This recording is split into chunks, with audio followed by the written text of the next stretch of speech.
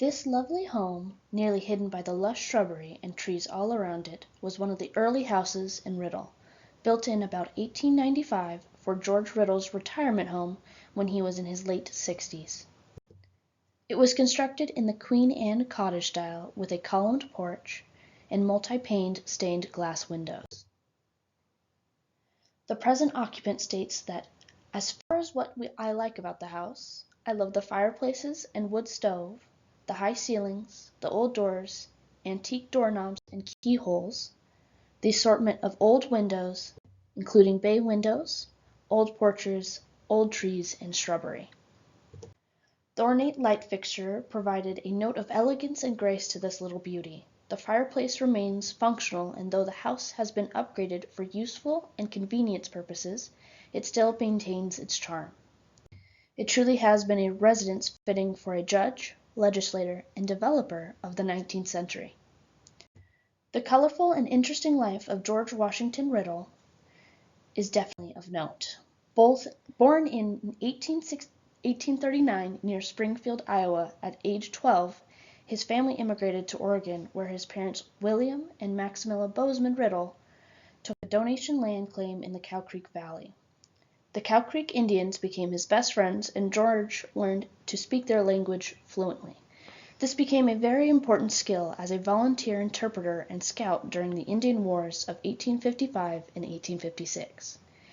In his book titled Early Days in Oregon, George relates a story about their covered wagon trip across the country.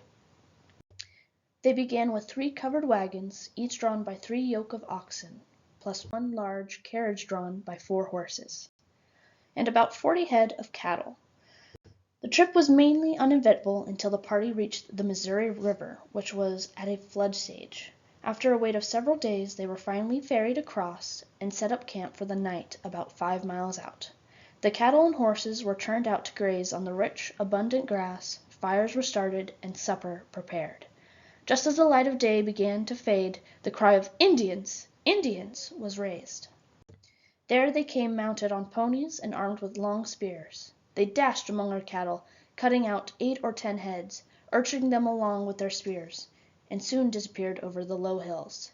It is needless to say there was excitement and confusion in our camp. Horses were caught and saddled, and pursuit was made. But before the Indians could be overtaken, darkness had set in, and pursuit was useless. This was the only loss of stock on the entire trip. On another occasion, George related that there they came to a slough where wagon trains ahead of them had spread willows over the soft ground. Here a lot of friendly Indians demanded 2 head of cattle for crossing. As more repairs were made and more Indians were arriving, one of them made a great show of what would become of us if we did not pay. To show us what a great Indian he was, he exhibited a paper that had been given to him by a white man. It read something like this: "The bearer says he is an Omaha chief. He's an old rascal and a bluffer. Don't give him anything. Go ahead." So after a delay of several hours, our train was lined up, loose cattle brought up, and with a display of arms, the drive was made through the Indians, who made little effort to prevent our passage. At one point our leader, Cornelius Hill, who had previous knowledge of conditions along the route, saved our train from irreparable disaster. Before the train had reached Green River, the oxen and stock were almost famished for water. A halt was called, and the oxen unhooked from the wagons and unyoked, whereupon they made a wild rush for the river. At the foot of the hill, at the river bank, there was very deep water.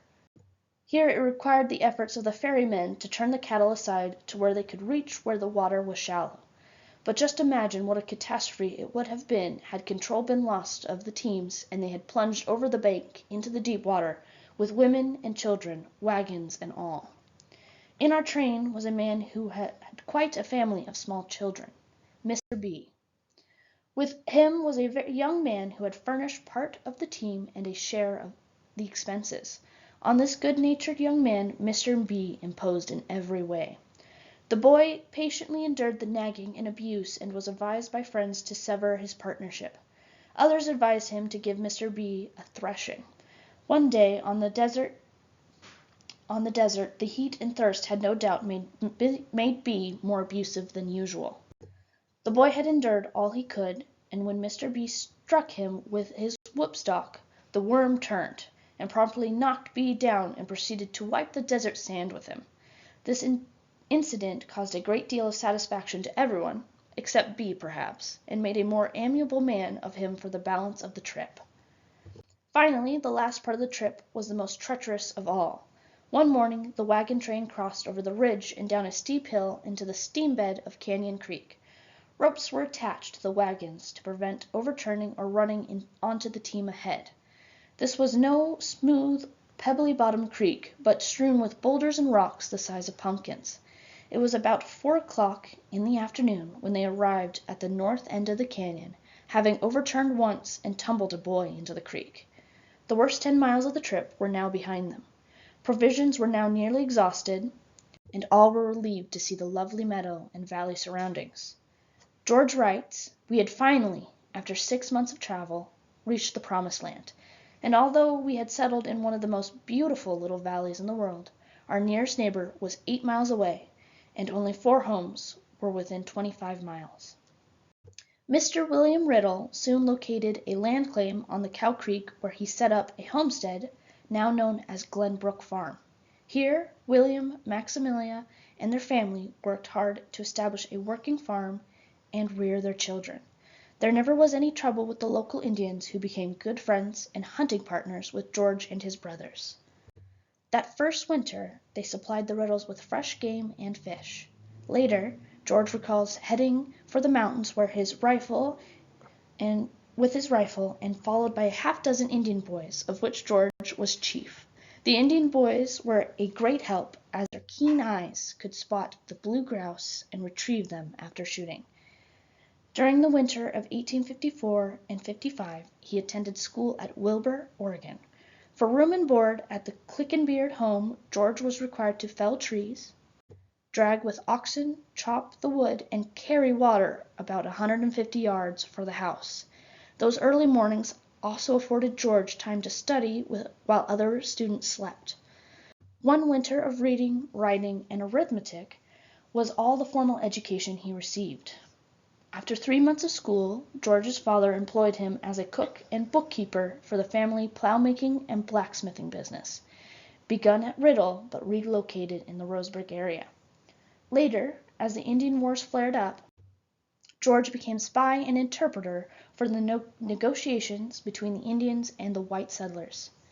His book, Early Days in Oregon, goes into great detail concerning those wars and their outcomes.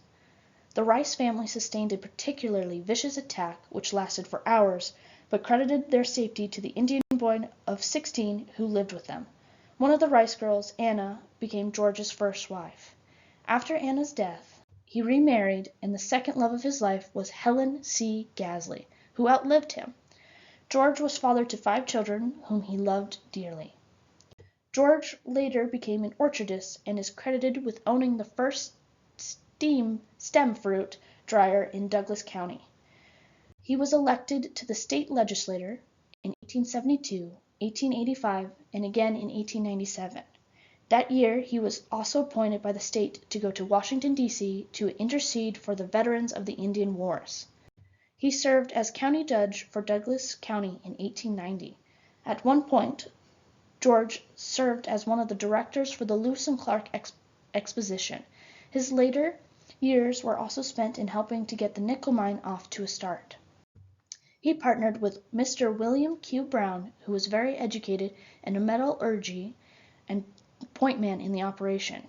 At last George served as commandant of soldiers at the Oregon Soldiers' Home in Roseburg. At any rate, the home built for George's retirement years was, though somewhat hidden, became a very special and important landmark in our little town of Riddle. At over 115 years old, the solid structure and quality workmanship have passed the test of time. We hope you've enjoyed this virtual tour and historical clips from the life of George Washington Riddle. Photos and quotes used by permission of South Umpqua Historical Society and Find a Grave.